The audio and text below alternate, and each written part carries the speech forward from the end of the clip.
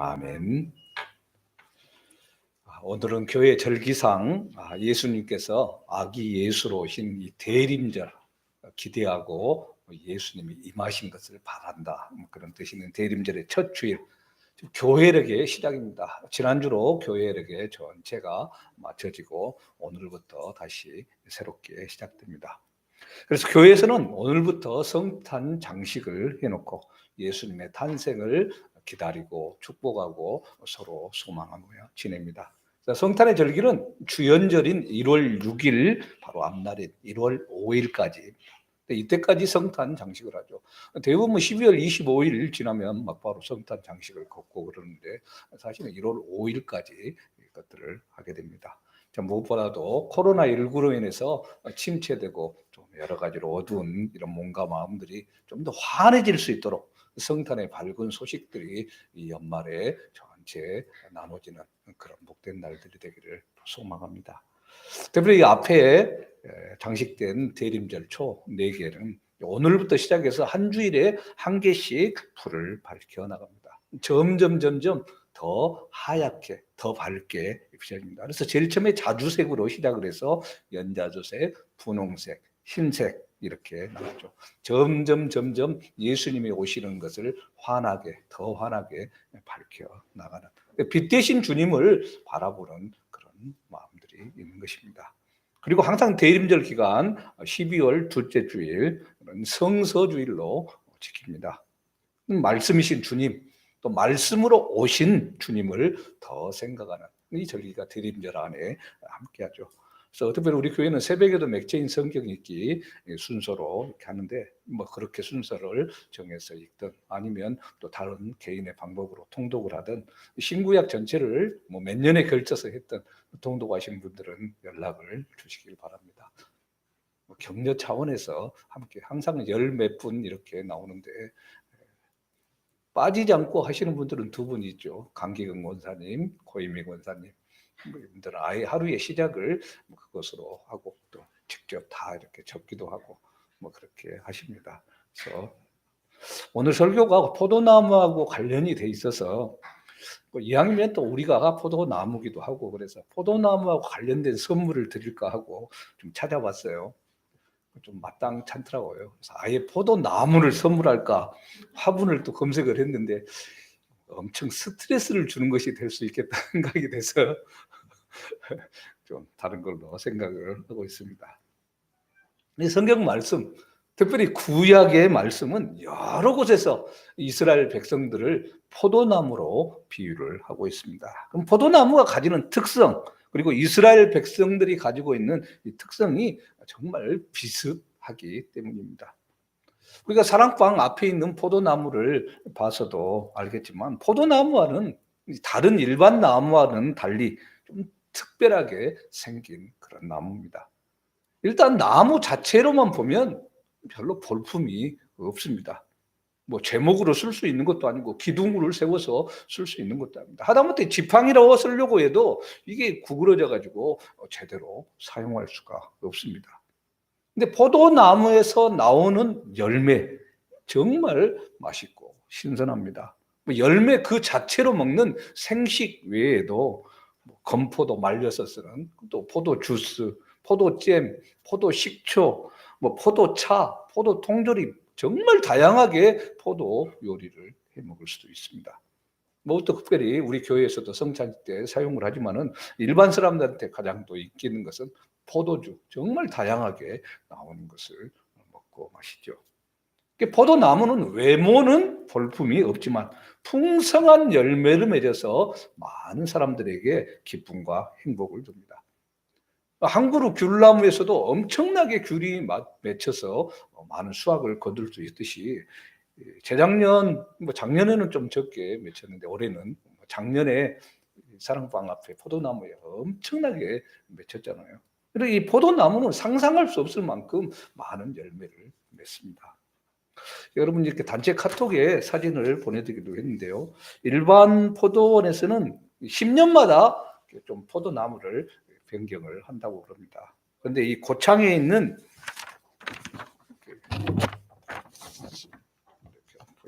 고창에 있는 이제 희성농장이라는 이 포도나무는 희성농장에 있는 한 2,000평 정도 되는데요.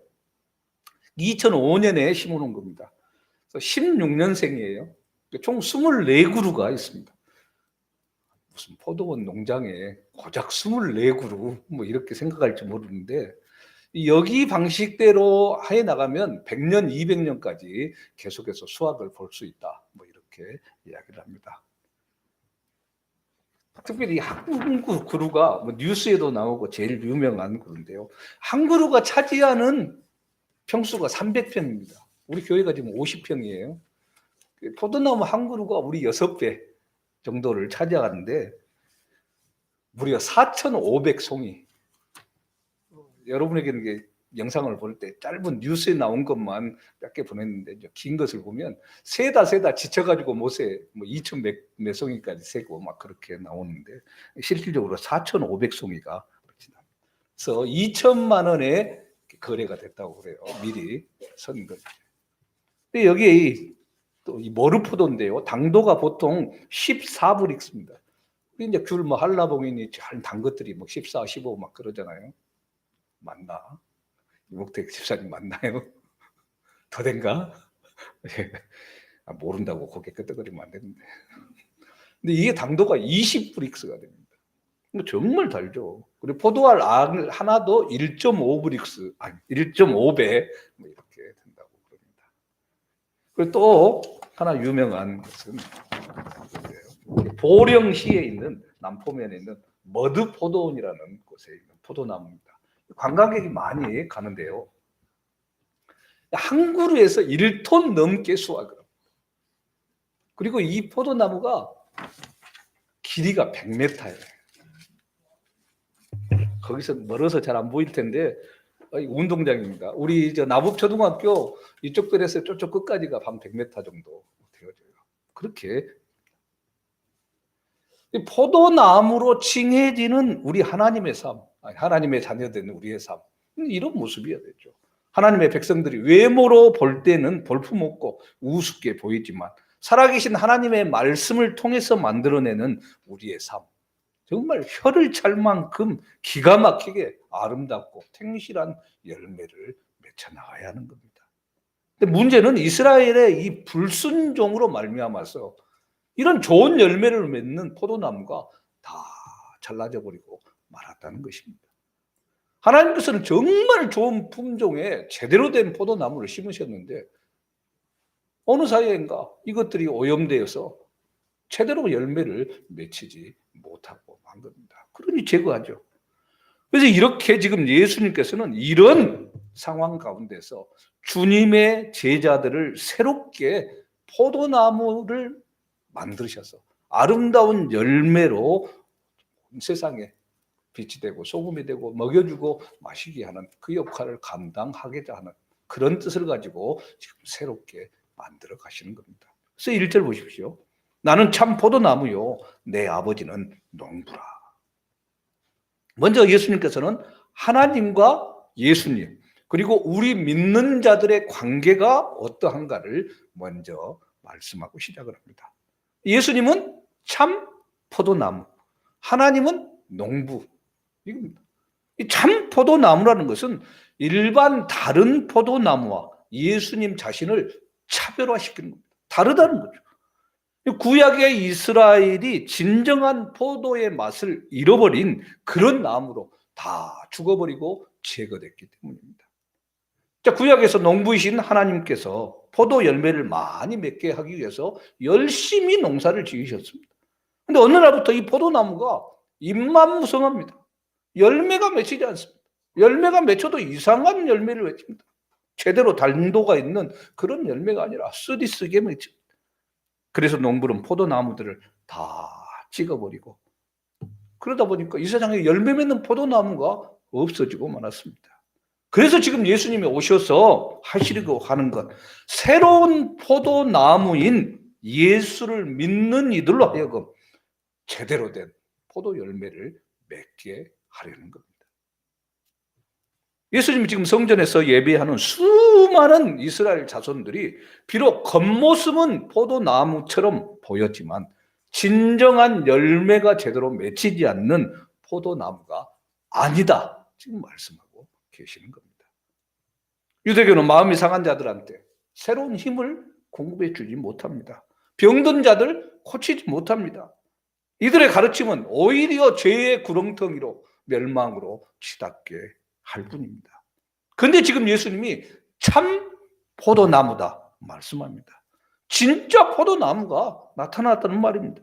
절망 중에 있는 새로운 사람들에게 소망을 주고 인간의 참된 가치와 기쁨을 회복시키는 열매를 맺는 진짜 포도나무가 이 땅에 나타났다는 겁니다.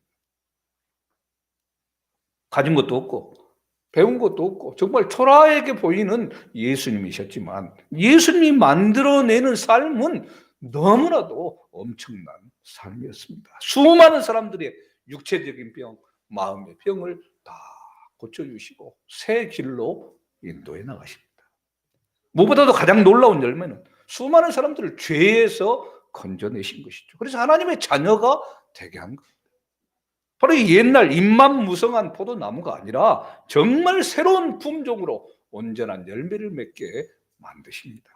특별히 예수님 우리 믿는 자들한테 성령을 부어주셔서 어떠한 죄인도 변해서 새로운 사람이 되게 하고 아무리 절망 중에 빠져있는 사람이라 할지라도 기쁨 가운데 들어가게 하는 최고의 포도나무로 만드셨습니다. 지금 눈에 보이는 종교 지도자들 포도나무 정말 쓰고 떴고 이런 열매말을 맺는 나무입니다. 사람을 더 괴롭게 하고 더 절망하게 하고 더 좌절하게 만드는 그런 것일 뿐입니다. 근데 예수님의 포도 종자는 사람을 바꾸는 포도나무. 낙심한 자한테 새 힘을 공급해주고 죄에 빠진 자를 거룩하게 만들어 나가고 침체된 자들에게는 새로운 능력과 힘을 더해 주시는 것이죠. 그래서 2절입니다. 물은 내게 붙어 있어 열매를 맺지 아니하는 나무는 아버지께서 그것을 제거해 버리시고 물은 열매를 맺는 가지는 더 열매를 맺게 하려 하여 그것을 깨끗하게 하시느니라. 농부이신 하나님은 포도나무가 더 아름답고 귀한 열매를 맺게 하기 위해서 열매 맺지 않는 나무는 다 제거하고 열매 맺는 나무는 깨끗하게 손질을 합니다. 열매를 맺는다는 것은 일반 사람들은 뭐라고 생각을 합니까? 세상에서 성공하는 것, 번창해서 잘 되는 것, 소위 직분도, 돈도, 집도 뭐 다 많아지는 것을 얘기하죠. 하나님을 모르는 사람들이야 이 세상 가운데에서 많은 자식을 낳고 돈을 많이 벌고 권세를 잡고 그러면 성공한 것이고 잘 사는 것이다 생각합니다. 열매가 많이 맺혔다 그렇게 생각합니다. 성경 말씀 속에서 이 열매를 맺는다는 것은 하나님의 뜻에 따라 사는 삶을 말합니다. 하나님께서 이스라엘 백성들한테 무엇을 기대하고 바라시는가? 하나님의 열매가 무엇인가? 말씀에 순종해서 사는 삶이죠. 말씀대로 살아가면서 말씀 가운데 주어지는 놀라운 은혜와 축복을 맛보며 사는 겁니다. 이스라엘 백성들이 가나안 땅에서 쫓겨나서 70년의 포로 생활을 바벨론에서 지냈던 것은 이 말씀대로 살아나가는 순종의 열매가 없었기 때문입니다. 우리 모두 전부 다 자기 나름대로 야망 또 계획, 목표, 욕심을 가지고 살아갑니다. 근데 이 모든 것을 하나님의 말씀으로 복종시켜서 나아갈 때 하나님은 정말 우리가 이 세상에서 어느 곳에서도 맛볼 수 없는 정말 귀하고 뛰어난 열매를 맺도록 만드시는 거죠. 이게 하나님의 백성들이 만들어 나가는 포도 열매입니다. 일반 사람들은 상상할 수가 없습니다. 예수님 만드는 신종 포도나무 열매 엄청난 겁니다. 아까 우리가 사진으로 잠깐 봤지만 어느 누가 그렇게 기대할 수 있습니까? 예수님 우리를 통해서 이 열매를 지금 맺고자 하시는 거죠. 열매를 맺는데 두 가지 방법이 있다고. 하나는 열매 맺지 않는 가지는 잘라버리는 겁니다. 아무리 예수님의 제자인 것처럼 보여지고 아무리 예수님을 따르고 있는 것처럼 보여진다 할지라도 전혀 열매를 맺지 않는 사람, 마음 중심에 진정한 변화가 없이 말만 많고 거칠기만 좋아하고 드러내기만 하는 생색만 내는 이런 것들을 다 잘라내버리신다 하는 겁니다. 그런데 문제는 언제 자르는가? 이 시기를 모른다는 겁니다. 예수님께서 알곡과 가라지 비유를 통해서 말씀하신 거죠. 처음 자랄 때는 똑같이 가라지처럼 보입니다. 어느 게 알곡이고 어느 게 가라지를 잘 구분할 수가 없습니다. 그래서 마지막까지 주어라. 괜히 하다가 알곡도 없앨 수 있다 하시죠. 마찬가지로 처음에는 열매를 맺지 않는 것처럼 그렇게 보여집니다. 그런데 어느 날 은혜를 받아서 말씀 가운데 변화가 되어서 삶이 바뀝니다. 그러면서 주님의 열매를 맺어가는 지체들이 있죠. 그러면서 야, 전에는 이러더니 이렇게 바뀌었네? 놀랍니다. 우리 판단으로 지금 당장 열매가 없다고 함부로 잘라내면 곤란한 겁니다. 하나님은 일단 기다리시고 우리가 변화되어서 새로운 삶을 살아가고 귀한 열매를 맺기 원하신다는 것, 이것을 알아야 되죠. 그러나 분명한 것은 계속해서 시간을 두고 노력을 해서 살폈는데도 불구하고 열매를 맺지 못할 때 어느 순간 그 기회가 다 박탈되고 제거된다는 것, 이것을 알아야 됩니다. 그래서 우리 안에 항상 우리가 살펴야 될 것은 정말 포도나무 열매를 맺기 위한 이게 자라나가고 있는지, 눈에는 보이지 않더라도 뿌리가 점점 퍼져나가고 있는지 살피는 거죠. 4,500송이를 맺힌 그 나무를 키우는데 그 주인이 그러더라고요. 물을 줄 때 절대 나무 가까이 주지 않는답니다. 좀 멀리 떨어지게 준대요, 물을. 최대한 나무가 자기 뿌리로 그 물이 든 쪽을 가가지고 먹을 수 있도록 떨어져서 물을 이렇게 준다, 그렇게 말을 하는 것을 보았습니다. 예수님은 열매를 맺는 가지는 또 열매를 더 맺게 하려고 그것을 깨끗하게 한다 말합니다. 열매 맺지 않는 것만 치는 게 아니란 얘기입니다. 열매 맺는 가지도 적당하게 쳐주는 겁니다. 멀쩡한 가지, 꽃봉오리가 예쁘게 핀 것, 작은 포도 다 떼어내는 것은 솔직히 주인 입장에서 아깝게 느껴집니다. 그러나 이게 아깝다고 그대로 두었다가는 절대로 최고로 좋은 포도나무, 최상품의 포도를 기대할 수 없습니다. 과감하게 잔가지들 쳐줘야 되는 것이고, 꽃이 너무 많이 피어도 적당하게 잘라줘야 되는 것이고, 열매가 맺혀 있는 것들 작으면 솎아 내줘야 되는 거죠. 그렇기 때문에 지금 이 말씀은 진정으로 하나님의 말씀의 맛을 알고 그 중심의 변화가 일어나는 그 사람에게 하나님은 조금은 지금 때로는 아프지만 힘들기도 하고 괴롭지도 하지만 고난을 주시는 겁니다. 잘라낼 것 잘라내게 하시고 더 고귀한 것, 더 귀한 것을 내도록 주님만 의지하고 나갈 수 있도록 영광의 열매를 맺을 수 있도록 쳐주시는 거죠.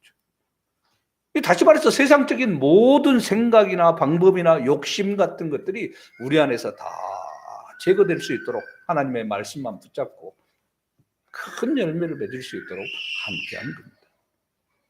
주님 안에서 제대로 된 포도 열매를 맺기 위해서는 아깝다고 생각되는 이 세상의 모든 것들을 다 잘라내야 됩니다. 왜 그럴까? 아무리 꽃봉오리가 많이 맺혀도, 아무리 작은 포도들이 주렁주렁 달려 있어도, 아무리 가지가 무성하게 뻗어 있어도 제대로 된 열매가 맺히기 위해서는 잘라내주는 과정이 필요한 겁니다. 이걸 못하니까 문제가 되는 거죠, 항상. 그리고 3절 4절입니다. 너희는 내가 일러준 말로 이미 깨끗하여졌으니 내 안에 거하라. 나도 너희 안에 거하리라. 가지가 포도나무에 붙어있지 아니하면 스스로 열매를 맺을 수 없음같이 너희도 내 안에 있지 아니하면 그러하리라. 사실 예수님의 제자들은 자기들의 직업, 부모, 형제, 심지어 재산까지도 다 내려놓고 예수님 앞에 나온 자들입니다. 모든 것을 뒤로 하고 예수님을 따랐는데, 자, 그렇다고 해서 이들이 다 거룩한 자가 되고 놀라운 능력을 발휘한 자가 됐느냐? 아니죠. 여전히 이들의 삶들이 변화된 것도 아닙니다. 높은 자리를 차지하기 위해서 예수님을 따라가면서 너는 우편에 난 우편에 막 서로 막 청탁을 넣기도 하고 이런 싸우고 난립니다.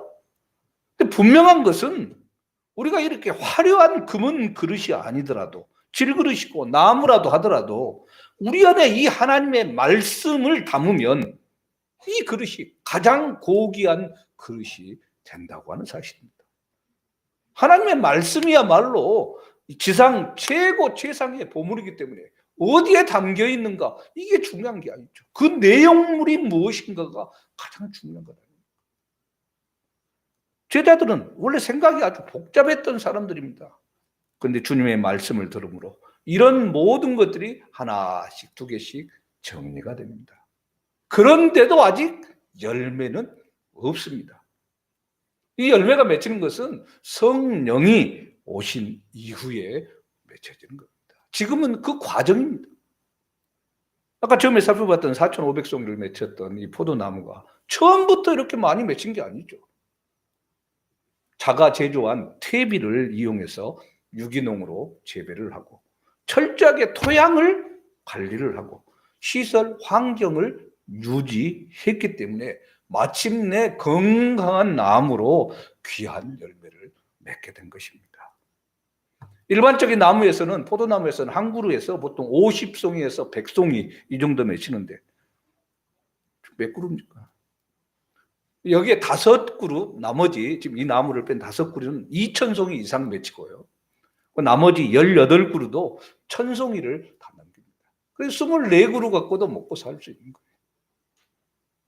우리도 능력의 열매를 맺기 위해서 불필요한 것들 제거하고 정말 제대로 되는 것들, 주의 말씀만 온전히 붙잡고 나아갈 수 있도록 만들어줬을 때, 때가 되면 성령님의 역사가 임하시고 믿음의 열매, 순종의 열매, 말씀의 열매가 죽기까지 맺는 거죠.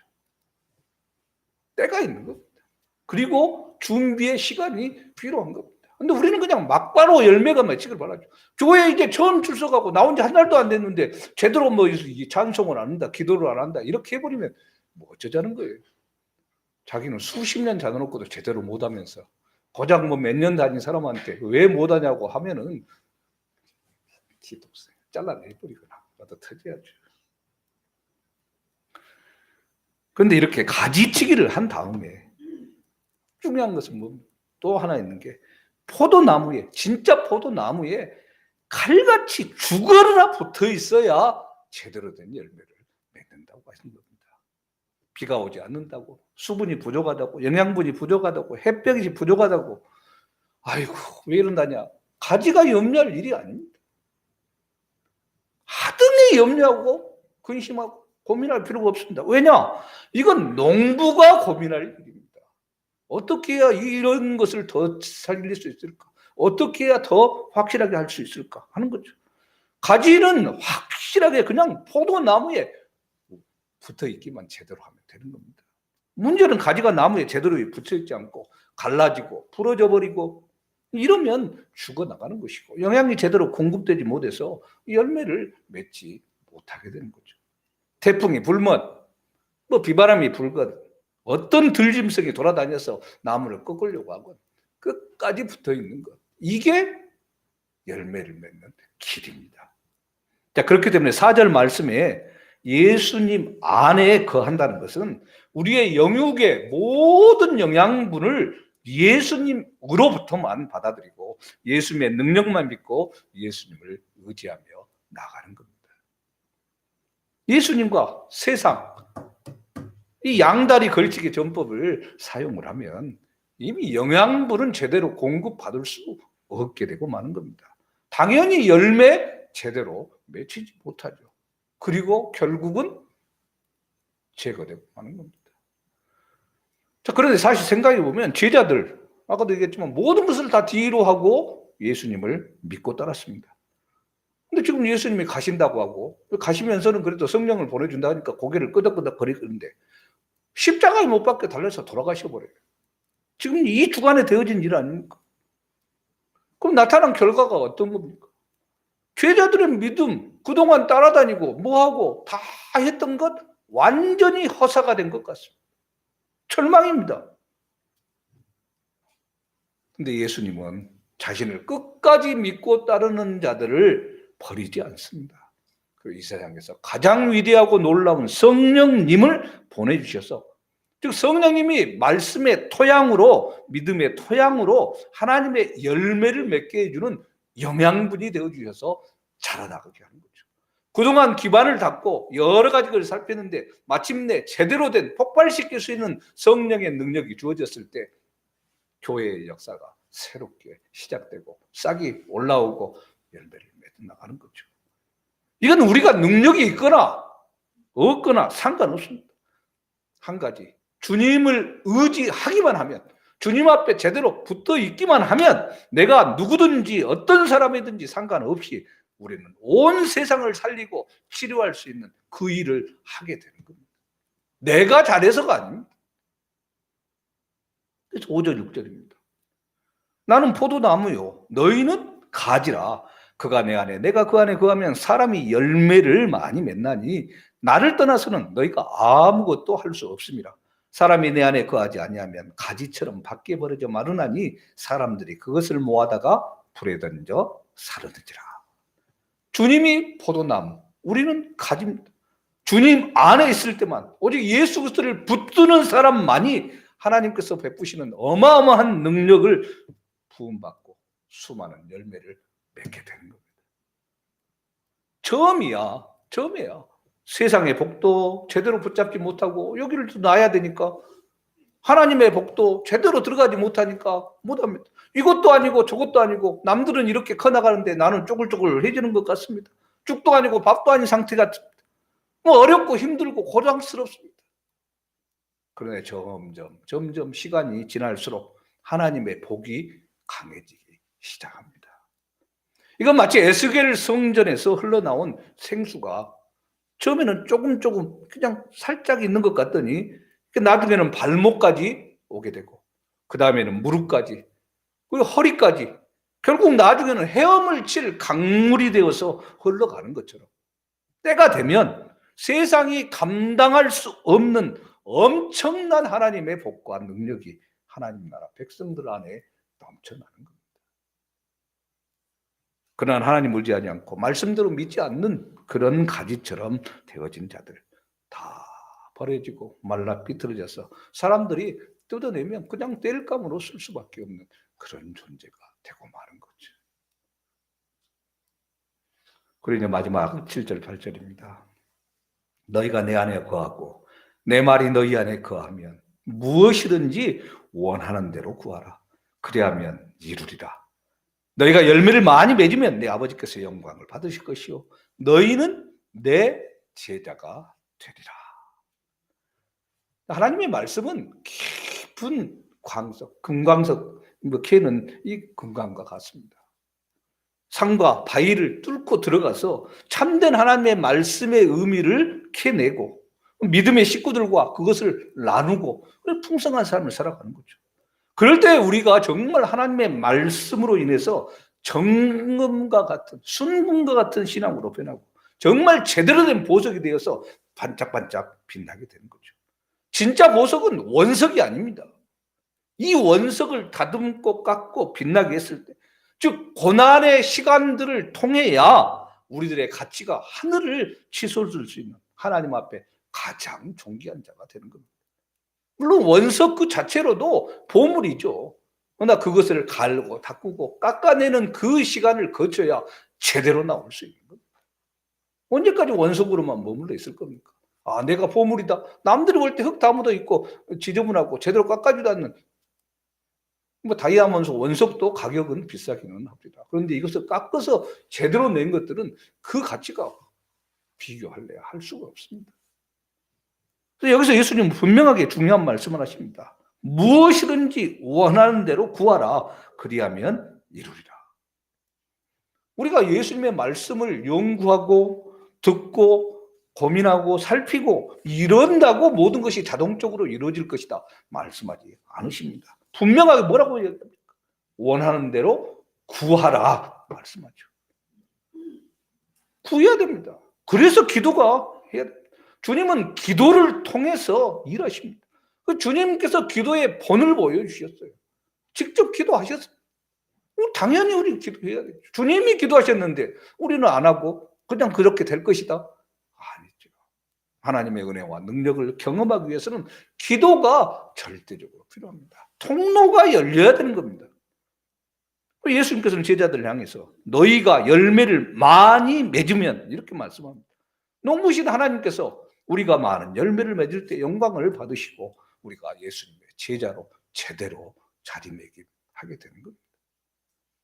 그래서 오늘날 사람들에게 정말 필요한 것은 이게 하나님의 사랑이에요. 사람들은 하나님의 사랑을 받지 못해서 몸부림치고 괴로워하고 두려워하고 절망 가운데 지냅니다. 이 세상 사람들한테 정말 필요한 것은 육신적으로 그냥 단지 먹을 것을 얻고 병들지 않고 오랫동안 사는 것 아니죠.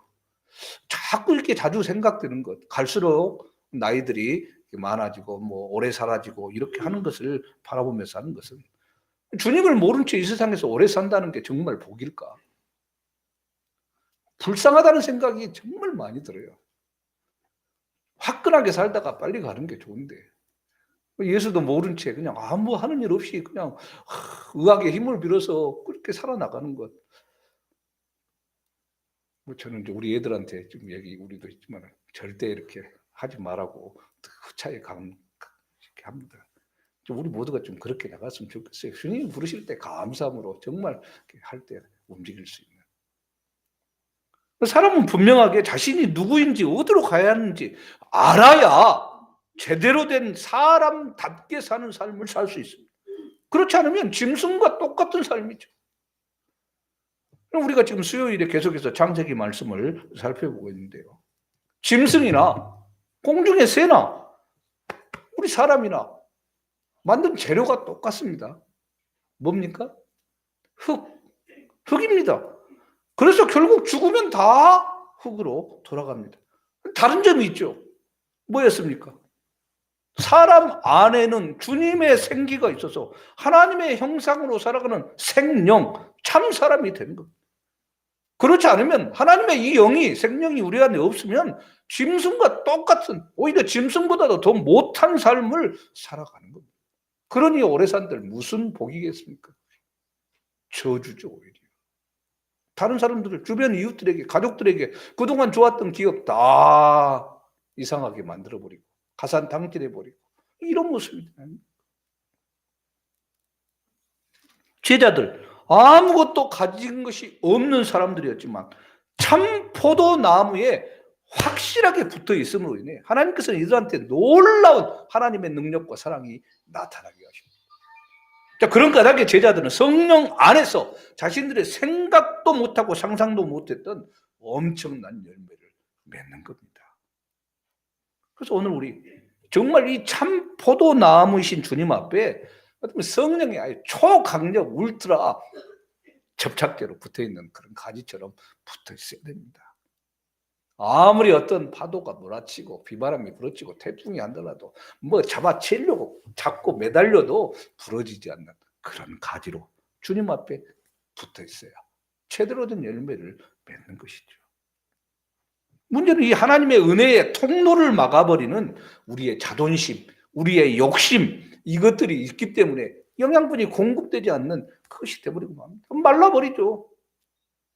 근데 이것들을 다 뚫을 수 있도록 제거하고 주님의 능력의 영양분이 우리들 구석구석에 퍼져나가도록 우리에게 축복의 관을 청소할 수 있어야 되는 겁니다. 이 축복의 흐름이 계속 이어지게 하시고자 주님은 아기 예수로 성탄의 복된 소식을 이 땅에 알리면서 오신 겁니다. 참 포도나무가 되어서 그 포도나무에 깃들이는 다 붙어있는 가지로 아름다운 열매를 맺게 하시고자 이 땅에 오신 거죠. 베들레헴 떡집에 오셨어요. 떡으로 먹으려고. 마구간에 오셨습니다. 마구간에 나오셔서 짐승의 먹이가 되려고. 우리도 먹이가 되는 거예요. 포도나무 열매는 그 자체로 그냥 나 이대로 살란다 하고 있는 게 아니죠. 누군가가 먹어줘야 되고 누군가에게 줘야 제대로 될 수 있는 삶이죠. 우리의 삶 자체가 이렇게 나눠지는 삶입니다. 빛은 자기 혼자 바쳐봤자 무슨 의미가 있습니까? 캄캄한 어둠 가운데 있는 사람들에게 비춰져야 진짜 빛의 역할이 되는 거죠. 아무도 없는데 혼자 독야청청 비치고 있어봤자 무슨 소용이 있습니까? 코로나19의 상황이 더 심해지고 어쩌면 뭐 오늘 2단계가 될지 어떨지도 모르겠습니다. 당장 다음 주는 뭐 예배를 뭐 30명만 드려야 될지 20명만 드려야 될지 1.5단계는 30명, 2단계는 20명. 뭐 당장 좀 다음 주를 예측하지 못하죠. 아니면 수요일부터. 이런 상황입니다. 이런 때 복된 소식을, 성탄의 소식을 기다리는 대림절 첫 번째 주간을 지냅니다. 이 일 가운데 있는 이 세상의 염려, 근심 다 어찌됐든 내려놓고 이것을 제거해서 정말 제대로 된 성령의 열매를 맺기를 바라는 주님, 이 주님의 뜻이 이 대림절 기간에 우리를 통해서 나타나야 하는 겁니다. 비록 제대로 예배 드리지 못하고 온라인으로 이렇게 제대로 얼굴과 얼굴을 대하지 못하는 그런 상황 가운데서 예배한다 할지라도 그 속에서 베푸시는 하나님의 능력, 하나님의 말씀의 권위가 결코 그냥 세상의 흐름처럼 흘러가지 않는다는 것, 이것을 기억하고 말씀의 통로로 생명의 능력의 축복의 관으로 우리가 살아가는 그런 복된 삶을 살아가기를 주님의 이름으로 축원합니다. 아멘. 변함없는 은혜와 사랑으로 우리를 붙드시고 인도하시는 하나님, 대림절 첫째 주간 주님이 참 포도나무임을 알고 우리가 그의 가지로 확실하게 붙어있기를 소망합니다. 그리함으로 주께서 주시는 영양분을 취하고 먹고 마심으로 정말 아름다운 열매를 맺고 이 열매를 또 아직도 굶주리고 헐벗고 괴로워하는 모든 이들에게 나누는 자로 설 수 있도록 인도하여 주시옵소서. 귀한 포도 열매로 우리를 맺히게 하신 주님께 감사드리며 살아계신 예수 그리스도 이름으로 기도합니다. 아멘.